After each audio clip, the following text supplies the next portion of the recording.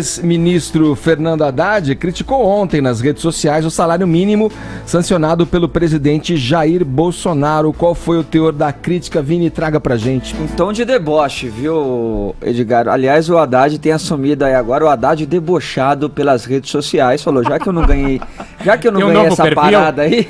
O Haddad é uma figura, porque parece até que aquele tweet que ele fez dos extraterrestres, sim, que ele fez um deboche em cima dos extraterrestres, então, parece que ele fez naquele calor do ano novo, tomando umas biritas e tweetando ali, sem parar, né? Mas eu acho que esse vai ser o tom que ele vai adotar agora. Já que eu não ganhei essa parada, eu vou ficar aqui de fora, só fazendo meus comentários ardilosos, fanfarrões, e também um pouco de deboche aí do candidato pelo PT esse ano à presidência, Fernando Haddad, acabou sendo derrotado pelo Bolsonaro e logo no primeiro decreto do Bolsonaro, que foi ter aumentado, mas nem tanto, o salário mínimo para R$ 998 reais, Edgar, e que segundo o entendimento aí do Haddad, da cúpula petista, deveria ter sido de R$ 1.006, ou seja, o Bolsonaro acabou não aumentando em R$ 8 aí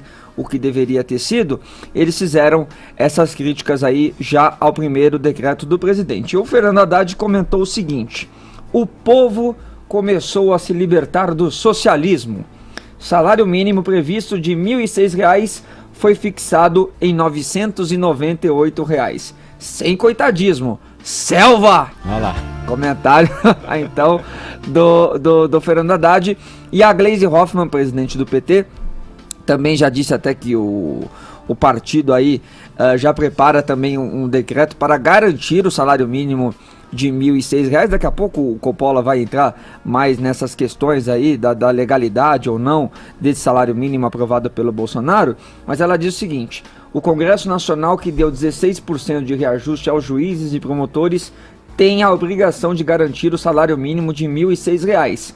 A economia que o governo quer fazer não pode cair nas costas dos mais pobres, como quer o Bolsonaro. E aí, independente de estar certo ou não, Edgar, eu só queria dizer o seguinte: muita gente ontem desdenhou um pouco dessa diferença, desse valor de R$ 8. Mas, gente, R$ 8 para quem é muito pobre faz sim diferença. Dá mais 100 ao ano, né? Dá pra comprar férias, 13º, alimento aí com R$ 8 não dá pra um dia de desdenhar, trabalho não. com passagem de ida e volta.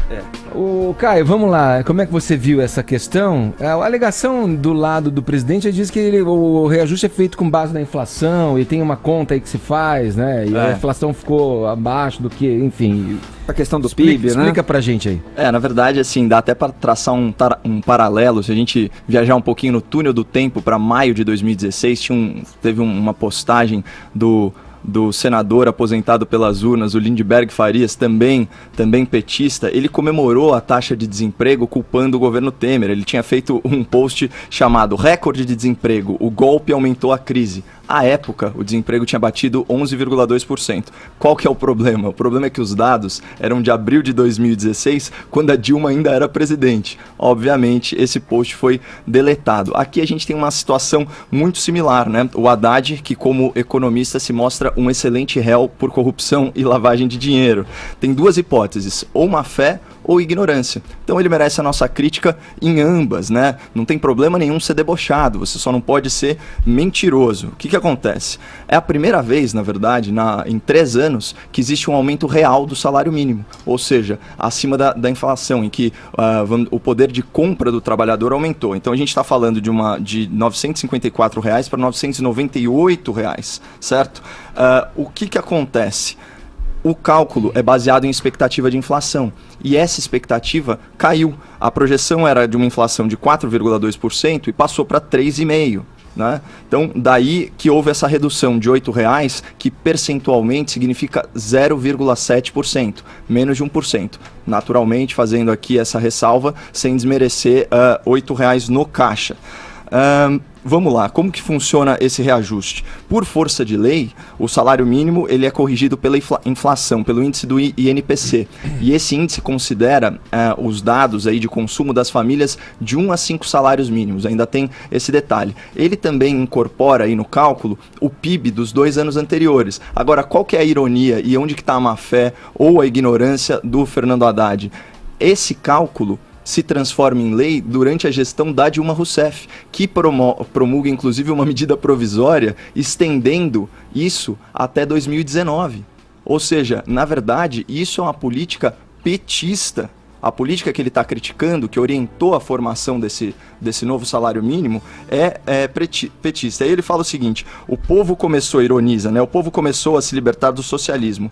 Infelizmente, ainda não. Porque qual que seria o ideal? Travar a correção automática e rever a regra de recomposição do salário mínimo. Porque qual que é o problema que está aí? O salário mínimo, além dele dar o piso, né, salarial para o mercado formal, ele também indexa uma série de benefícios, né? Especialmente aqui, aposentadoria e seguro-desemprego.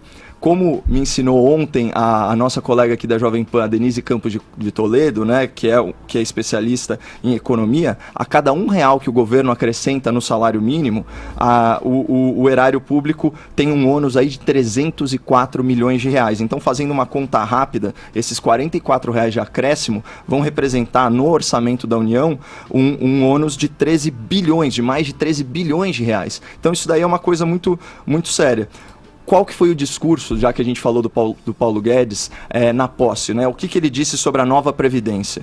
Nós temos que libertar as novas gerações desse regime previdenciário e trabalhista que nós temos hoje. E ele chamou a atenção, né, para o aspecto fascista da legislação brasileira, que foi inspirada na Carta del Lavoro do Mussolini, né? Então é o Código Trabalhista italiano que inspirou a nossa CLT, né, a Consolidação das Leis do Trabalho, do ditador Getúlio Vargas, né? Só para citar duas coisas: a ausência de liberdade em associação sindical e imposto sindical obrigatório, que só caiu com a mini reforma trabalhista do Temer. Então, assim, só também para fechar o raciocínio, não se gera emprego criando encargo trabalhista, e não é à toa que hoje em dia no Brasil nós temos 12 milhões de desempregados, esses sim herdados do governo socialista da Dilma Rousseff.